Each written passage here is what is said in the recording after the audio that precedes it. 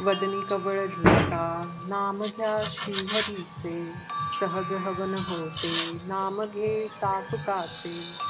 जीवन करी जीवित्वा अन्न हे पूर्ण ब्रह्म, उदर भरण नोहे जाणीजे यज्ञ कर्म.